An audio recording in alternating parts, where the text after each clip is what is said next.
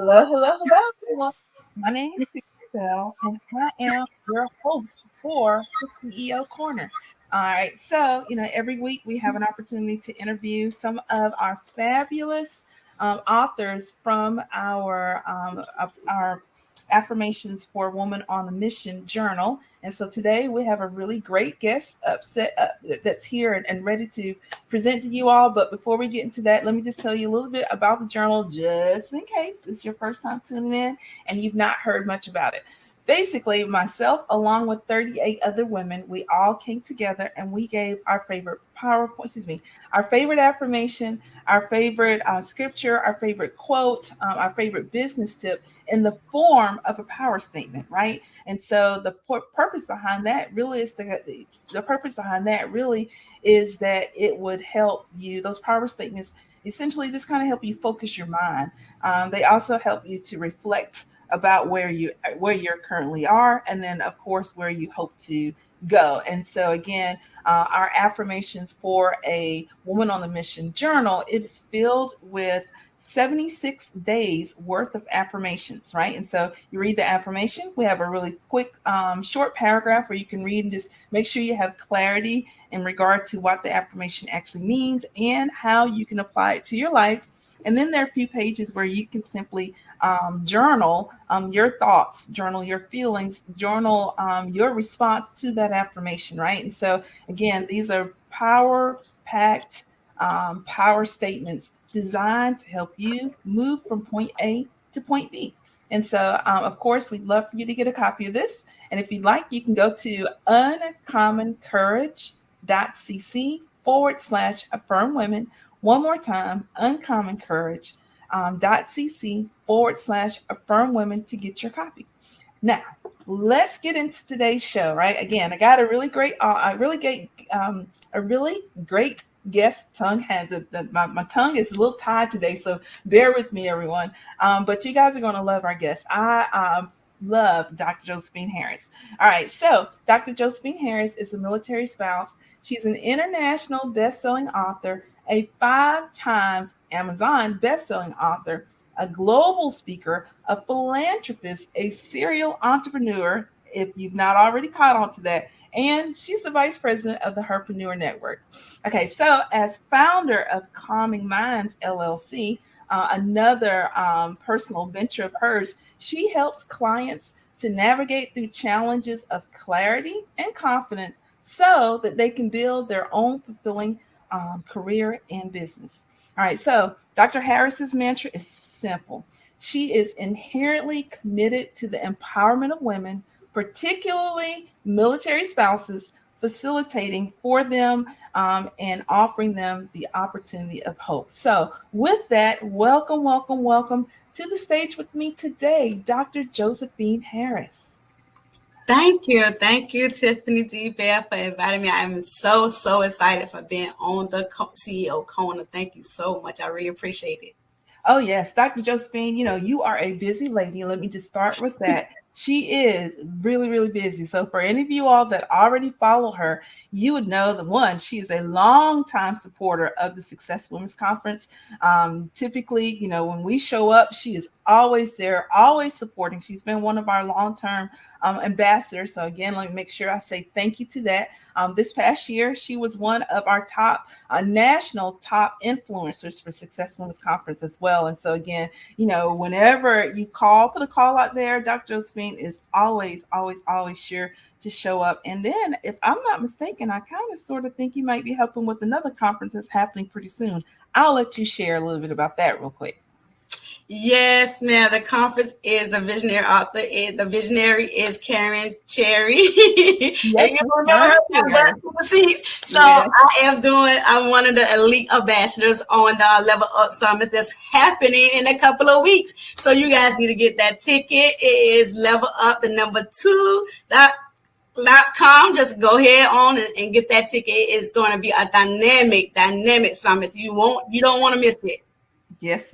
Kern knows how to put together a great event. And again, for those of you who are not aware, so I am one of the directors for the Success Women's Conference. Karen Sherry and I and Dorothy Wilson have had that conference in place for several years now. And again, Dr. Josephine, definitely thank you so much for your support with that. But today's interview is all about some of the other things that you do. And so as we heard from your bio, you are particularly really like you like to invest in the lives of military spouses. So tell me a little bit, like, how did that come about? Why military spouses? Wow. Being a military spouse is for over 20 years because my husband's been in the military for over 20 years. So being as a military spouse is where you go through a lot of up and down, some challenges, and especially when what really geared me towards military spouses, because as a military spouse, I went through so much difficult times, even dealing with my mental health, even dealing with raising the children, because my husband be deployed a lot, downrange a lot. So it's like we raising the kids like a single parent, but the challenges we go through and the challenges that we have to overcome, and even being in my own career, it's like we have to transition so much. And being a licensed therapist, you have to get licensed in multiple cities because your license don't carry over. It's not like nurses and all that. Gotcha. We have to get licensed to carry over. I never really thought about the fact that every time as a therapist that each state, every time you deploy or every time that you PCS from one place to another, you're starting all over again. With your education, so to speak. Wow, never really thought about that. That is definitely challenging. Now, you also mentioned, the kids, and if I'm not mistaken, I feel as if you have a small troop. Tell us a little bit about your family. Actually, we're a blended family, and I don't have a small troop. We got a football team. Yes, he does. So it's 7. Although the children are adult now, but when we go through, the youngest one just left. So he just went to the Air Force. So he just graduated from basic training. So that was the youngest one, and he was one of our special children. I leave it at that. Okay. But he had a difficult time transitioning. So we had to actually get him in different programs so that he can understand the transition in militaries moving from location to location, because he was like about 5 years old. So we and he doesn't understand the transition. So you have to really, as a military spouse, look out for the children, get them involved in things, because sometimes it's difficult for them to transition because they have to meet new friends everywhere they go. So what branch of the service were you connected? Did your husband serve in? Army. In the Army. Okay. So kind of tell me a little bit, I'm an Air Force spouse. I don't know very much about the Army at all. However, my oldest son did join the Army, but I'm kind of curious. So when you talk about the mental health, so eventually we're going to transition this kind of talk about mental health as regard to the spouse, but I want to camp out just a little bit in regard to your son. How did, do you feel as if the military offered good support systems? Did the Army have a good support system in place for you as you were, again, going from place to place to place? And really, like you said, you're single parenting, for the most part, while, your spouse is going out serving, you're still having to take care of things on the home front. And then I don't remember how many football players you have, but I know it wasn't like 2 or 3. How did they help to support you, in your various duty stations, and then help you in regard to what services do they provide to help your children to make that transition, especially in regard to having to start all over again mentally? I know that is stressful for me as an adult. I can imagine that as far as what a child has to go through. Well, with the Army, I'm gonna say the reason why I went into the field of helping military spouses as well as being a mental health professional is because of the stimulus on people that look like me has a difficult of getting the help that they need, as well as sometimes as parents, we don't think children are stressed out or have different mental health issues, and we always say, "Okay, we're going to pray about it and keep it moving." But in the world of our kind and people that look like me, we all have mental health issues that we have to deal with, and we go through things that we need coping skills. And with the military, during that time, they didn't really have really have systems in place for children at that age level. And when I say that age level, it's difficult of finding the right techniques, the right skills, the right resources for children under the age of 12. Okay, gotcha. And so, how many years has it been since you guys have retired? Are you guys still in the military? We're still in the military. You're still in. Okay. Wow. We are empty nest. Okay. So we still in, and he's getting ready to soon be and he's not retired. He's getting ready to be medically relief because of what his diagnosis is and what his physical and mental condition is. So he's getting ready to be medically relief. Okay, all right. But it's a difficult time as being a military spouse and dealing with children, especially if your children have mental health issues. Like 2 of them have ADHD, so you have to get the services that are geared towards ADHD, and sometimes the military don't have them services at certain duty station. Okay, all right. So does that actually affect your ability? Like, so will the military place you at a different, how do I say this? So if they don't have the services that you need at the place that you're slotted to next, will they change your destination based on the fact that they know that you have special needs children? So with that being documented, does that mean you would not be able to serve at certain duty stations? And that is correct. At certain duty station, certain duty stations have services for certain children with mental illness or even special need kids. So you have to have a EFMP, which is called Family Readiness Plan. Okay. So with that, they help you to navigate through different resources for children with special needs, for children with mental health. And if that base do not cater to that particular need of the child, then my husband probably would not get stationed there, or he probably would have had to get stationed where the needs of the child is met. Okay, got you. Now, would you say, based on the length of time that you guys are in there, so you're saying if he's about to step away, I imagine if you've not already hit your 20-year mark, then you're right on the cusp of hitting your 20-year mark. Since you guys initially came in and you recognize the need for, extra ancillary support services, would you say that things have improved? Do you feel like the military has better resources, stronger relationships with communities that they're in, so that when spouses do come, when families do come on board, that they're able to better service them? Do you see a difference between now than versus when you first came into the military? And if so, and how? It has revolved. It has tremendously revolved with dealing with military children and the special needs, even when they got programs for children that's been abused or saw abuse. Okay. So which is called an ACE program. So it did have evolved over time. It has got better. The resources had even got better as well. Even implementing younger military spouses into it, they even have classes for military spouses now. So they give you the version of being a military spouse. This is what all military your soldier member go through. What do you need to move forward? What kind of education you have? They have all these in places now. So it has evolved and got better with a lot of things with the military spouses. Okay, all right. So I know that you have your own practice that again is geared towards military spouses. How did you, again, moving from place to place to place, like how are you able to even to kind of get started with that, and what challenges did you face?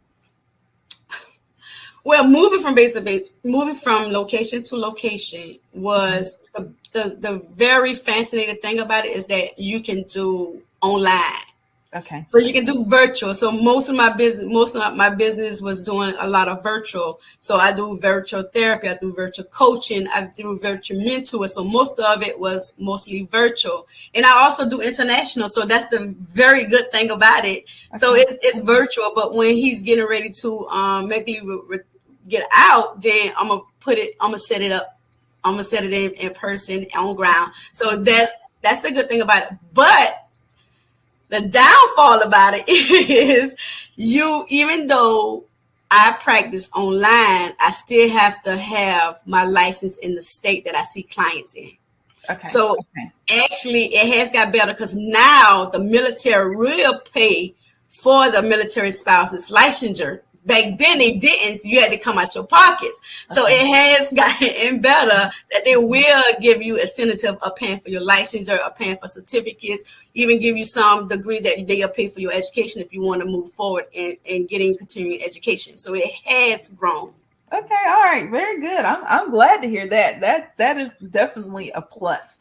So now let's just talk just a little bit more about your own personal struggle where as a spouse and finding the help that you need. Just give us a little bit more feed, a little bit of more of the behind the scenes on your struggles that actually led to you that said, hey, you know what, because I have dealt with this, I'm going to go into this particular vein in regard to my career and small business so that I can help other women. Wow, let me tell you, I had my personal struggle is with my husband didn't been in a lot of good units. Okay. So they thrive on family, and they say family, but it's not really geared towards family, it's geared towards the mission. So my struggle is that we didn't really have the support that we needed or we should have. And it's because of his rank. So they said that we could have figured it out because of his rank. So we really didn't get the support that we really need. Like, for example, when we first got to Korea, you know, I'm English, I don't speak Korean. So when we first got there, and we went through a whole lot of challenges because when we got there, we couldn't. They just put us on the side of the road and say, figure it out. So we had to figure it out with 3 kids. During that time, we had 3 kids during that time, the 3 youngest one, and we had my grandson as well because his mom is in the Navy now. So we had to really figure it out. I had to figure out the schools they're going to go to. I had to figure out what daughter they have to go to. I had to really figure out where we want to live. So it's like was in this. His unit just gave him 100 won, which was $100. So we had to go find a hotel room that was less than $100, and we all cramped up in this room in Korea because they didn't take the time. They knew we was coming. They didn't take the time to have the resources there when we got there. So that really led me into doing what I need to do so that those military spouses, some of the military spouses wouldn't go through the same thing I went through as a military spouse, and even with the family. Wow. Okay. And so in dealing with things like that, again, like how were you able to begin to start your practice? Wow. I began to start my practice. Actually, I do a lot of research. So I had mentors along the way. So I make sure you get mentors because you cannot do it by yourself. You cannot do it by yourself. I had my pastor, and one thing I can say that for me, I have to pray and ask God for direction. So that's what I did. So I asked God for direction. I had this vision, like, okay, I want to help dealing with mental health, dealing with military spouses, dealing with women, so I can empower them that just because you're a military spouse don't mean it stops there. So you can open up your own business. You can have that fulfillment career, but you have to be a go-getter. So I was one of them go-getters, and I was like, I'm gonna research this. I like, okay, I don't have enough money for this. So the military, they say they gonna pay for this. So I researched a lot of stuff, and I went to the resources like the military to give you AER loans and AER scholarships for military spouses to even start your own business. So that's what I did. Okay. Oh, wow. I did not realize that. You're the first person I've ever heard mention opportunities to start to start a business as a military spouse and the military supports it. That's a big deal. And I live in a military community. So here, on the Mississippi Gulf Coast, there is an Air Force base, there's a CV base. There's actually all six branches of the military are represented here. I live just down the street and around the corner from an Air National Guard and the Air Reserve Base. So, like again, every branch, honestly, NASA is just down the street. Every branch of the service is here, and I've never heard anybody mention that. That's a great tool. That's a great resource, a great opportunity. So, I have a book called The 5 Resources That Every Military Spouse Should Have, and it lists from different resources that military spouses can get to start their own business or for have a fulfillment career. They got scholarships in there for Air Force, Navy, Marine. It's a whole list of things. They call the 5 resources of every military spouse should know. And it's on my website, so you can go on my website. It's also on my Instagram page as well. Okay. So it's got a whole lot of what the military from different branches provide military spouses to start their own business or to get certifications, go to school and stuff like that.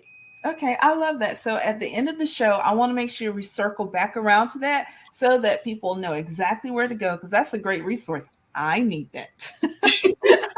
I would love to be able to get my hands on that and learn into it, but lean into it. But one of the things that you just said, which kind of takes us here, into the affirmation journal, is that basically your mentor, your pastor, that he and I guess other people really kind of encourage you to, begin to make your next steps, right? And that you need to have faith. And so with that, I am excited for you to share, talk, a few minutes to anyone that's out there. One, I want you to talk to them about your affirmation that's included in the journal, right? And then I want you to just kind of talk a little bit about ways that the two of you all, the way that you would love to have an opportunity to help them. So with that, again, let's hear a bit about your affirmation. Well, one of my affirmation is I have focused faith. And that's when I start in faith, I stay in faith, I finish in faith. Therefore, I have faith in my ability to achieve greatness. And what I mean by that, what I start off with that and what helps me to that is the Proverbs 4:25-27. And it said, keep looking straight ahead without turning aside. Know where you headed and you will stay on solid ground. Don't make a mistake by turning to the right or to the left. So with that Proverbs 4:25-27,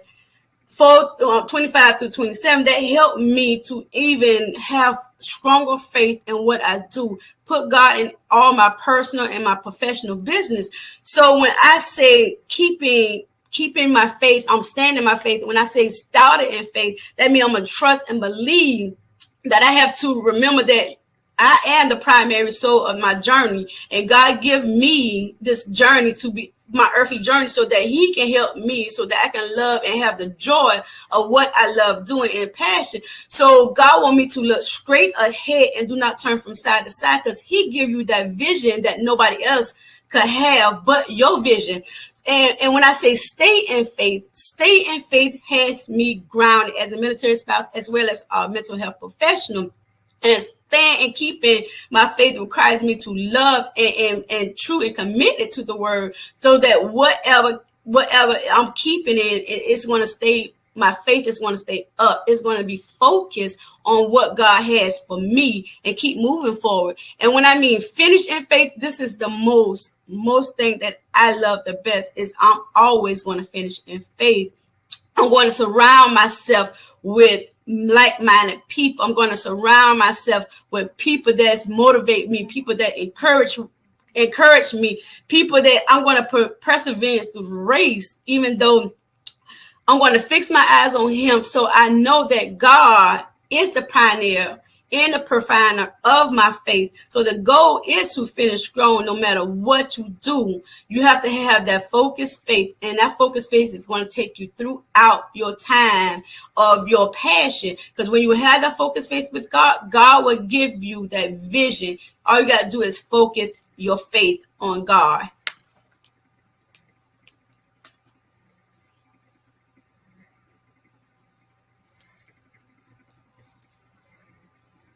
the whole mute button, I tell you, it works well, right?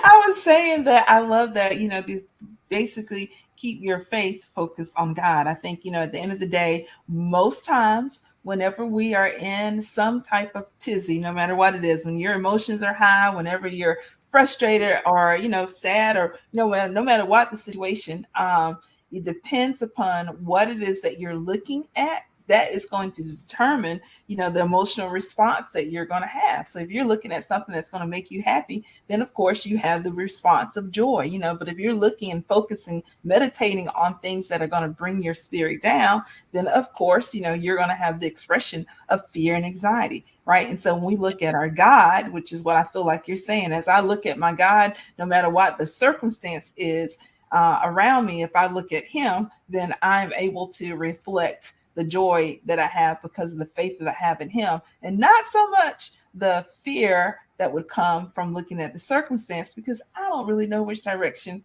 it's going to end up going. So yes, having focused faith is definitely key. I just wish that were easier to do than it is, that as it's easy to do as it is to say.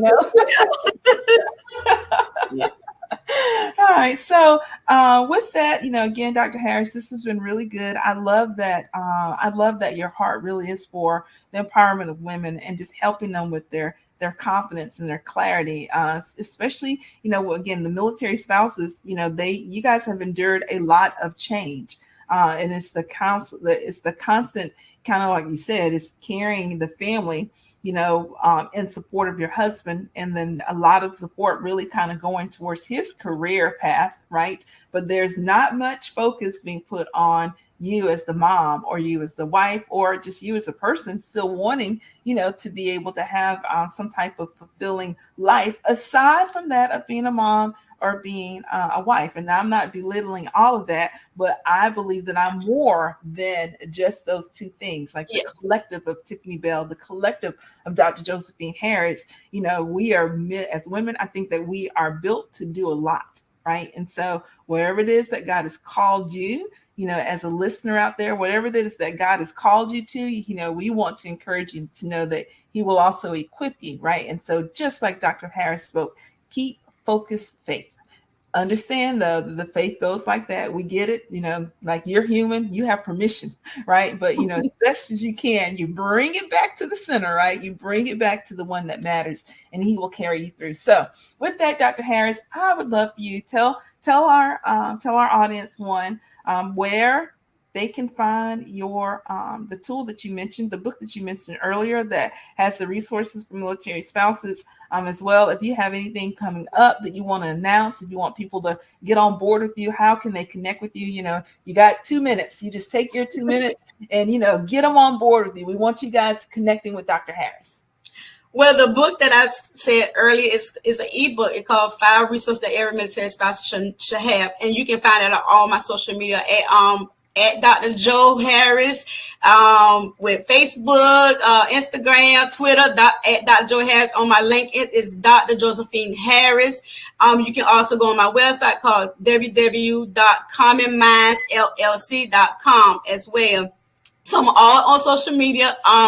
What's coming up for me next? I'm working on a book that I'm about to write, and it's going to call It's called 7 Mindset That Will Change Your Life. So I'm going to be writing on that, about the book, my experience, how my mindset has changed and has shifted towards where I'm at now. Okay. All right. I love that. You know what? So one of the things that I want to be able to have a few women come together and talk really about shifting our mindset. So again, that's the whole purpose of the affirmation journal is, it's all about helping and equipping women to shift their minds. And so I'd love to have a bit of more of a kind of panel discussion where there's a group of us that come together. So whenever I get ready to do that, you're going to hear me giving you a call, a text message, or an email so that we can film that one day. Because, again, I know that discussion would be full of lots of good meat tips for, again, empowering women so that, again, when they look forward to their future, they can see, like what your quote says, we want to give them opportunities of hope. And so with that, Dr. Harris, I thoroughly enjoyed you as always. Definitely appreciate, I always see that warm smile, always, always, always, always smiling. And so with that, ladies and gentlemen, thank you again for tuning in. Again, Dr. Harris, you've been awesome. This is the latest episode of the CEO Corner. I look forward to connecting with you again next week. This is Tiffany Bell, and we